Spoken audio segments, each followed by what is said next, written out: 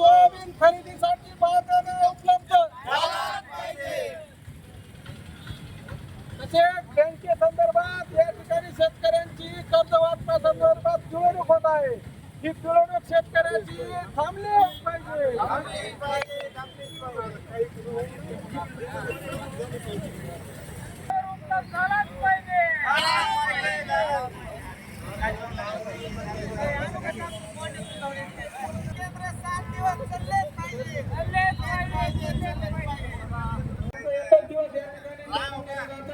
ते कापूस खरेदी केंद्र 5 दिवस सतत चालू ठेवण्यात यावं.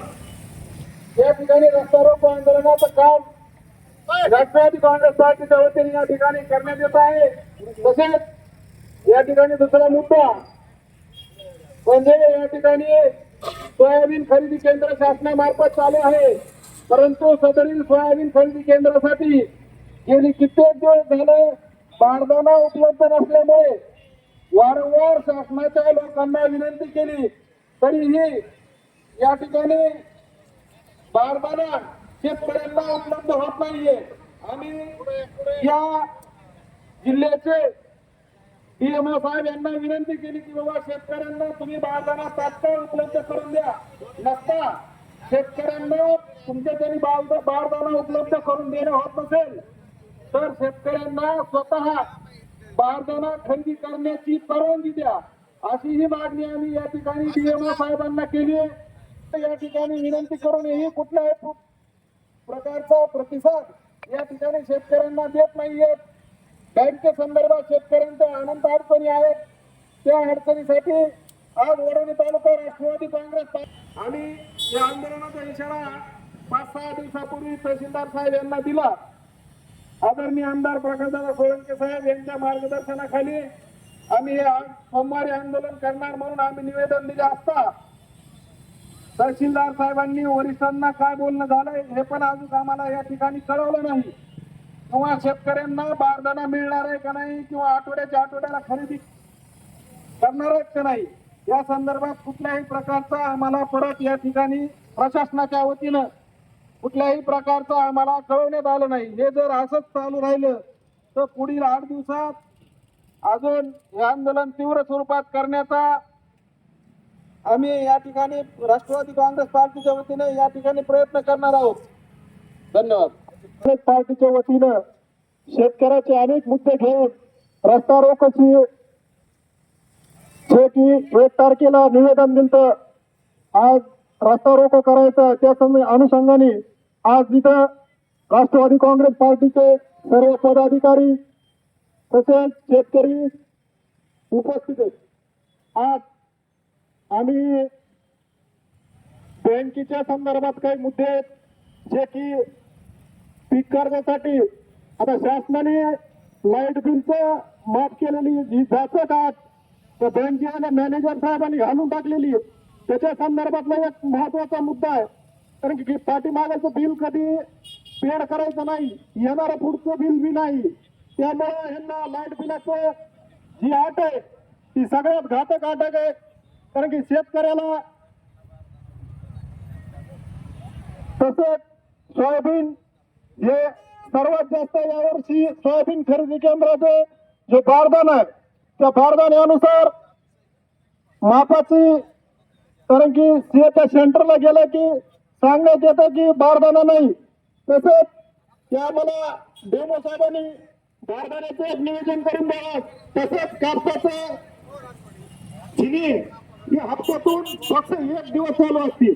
वडवणी तालुक्यात सीसीआयची एकच जिनिंग आहे. 6 दिवस ही जिनिंग आपली चालू पाहिजे, कारण की इथल्या शेतकऱ्याला फीड आणि धारू त्याच्या संदर्भात जर शेतकऱ्याचं एकंदरीत जर पाहिलं तर शेतकऱ्याचं एवढं मोठं नुकसान फक्त आपल्याकडे सीसीआय चालू नाही. ह्याच्यामुळे येणाऱ्या 8 दिवसात त्याच्यावर जर काही शासनाने निर्णय घेतला नाही, तसंच याच्यापेक्षाही तीव्र आंदोलन राष्ट्रवादी काँग्रेस पार्टीच्या वतीने करण्यात येईल. एवढं सांगतो मी माझे 2 शब्द सांगतो. जय हिंद, जय महाराष्ट्र. आपण शेतकऱ्याचा प्रश्न घेऊन आणि प्रकाशदादा सोळंके साहेब यांच्या मार्गदर्शनाखाली आज आपल्या वडवणी तालुक्याची अवस्था जर बघितली गेली शेतकऱ्यांची, तर शेतकऱ्याचा प्रश्न घेऊन आज राष्ट्रवादी काँग्रेस हे मैदानामध्ये उतरत आहे. सत्ता कोणाचे असो किंवा नसो, आज आपल्या कापसाच्या प्रश्नाविषयी प्रत्येक व्यापारी शेतकऱ्याला अडवून कमी भावामध्ये, कमी किमतीमध्ये हा आपला कापूस खरेदी करण्याचा प्रयत्न करत आहे. आणि प्रत्येक शेतकऱ्याला पैशाची चणचण पडत असल्यामुळे तो कोणत्याही भावामध्ये तो विकण्यास तयार होतो. आणि याची जाणीव ओळखून शेतकऱ्याचे अडचण समजून हा व्यापारी आपल्याला शेतकऱ्याला लुटत आहे.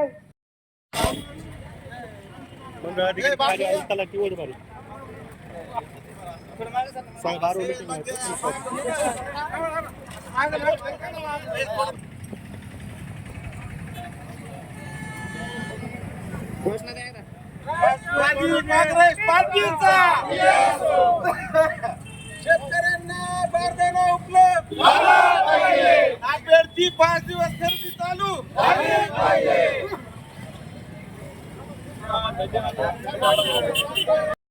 सत्तेमध्ये असून आंदोलन करण्याची वेळ येते. काय सांगाल या संदर्भात? आज शेतकऱ्याचे काय प्रश्न आहेत?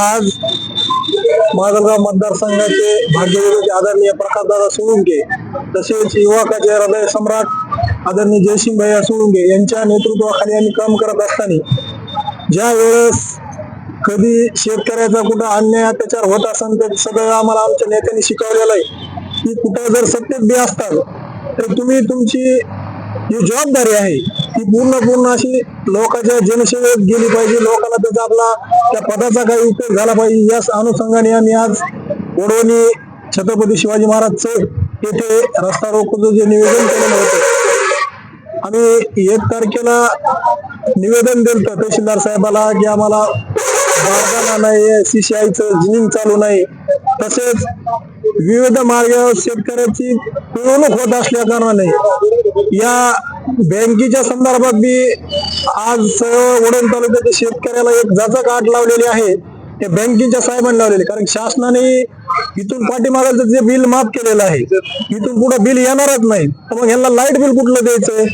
त्या अशा छोट्या शेतकऱ्याची जी पिळवणूक आहे त्या पिळवणुकीच्या अन्यायाच्या विरोधात आज राष्ट्रवादी काँग्रेस पार्टीच्या वतीने या आंदोलनाची रूपरेषा ही आज थोडक्यात, कारण की आज फर्स्ट टाइम असल्यामुळं आजचा एक छोट्या खानी कार्यक्रम झाला.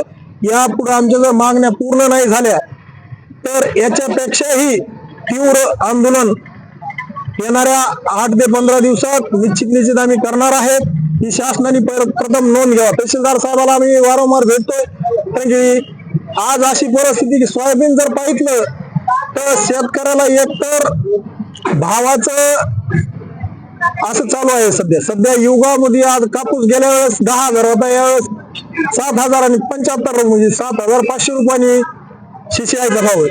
आणि तेच जर आपण खाजगीमध्ये विकलो आपल्याला 500 ते 700 रुपयाचाही शेतकऱ्याला फटका बसतो.